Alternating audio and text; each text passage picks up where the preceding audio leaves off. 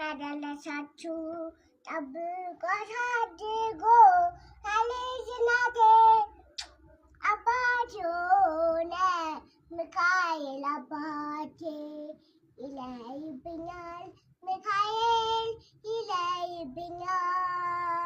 አያምርብኝ ብዘነጋው ታሪኬን ሚካኤል ነው ያስጌጠልኝ ሕይወቴን።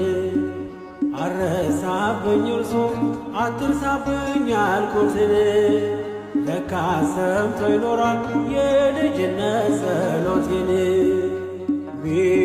ሚካኤል ያን ሁሉ ዘመን የታገሰ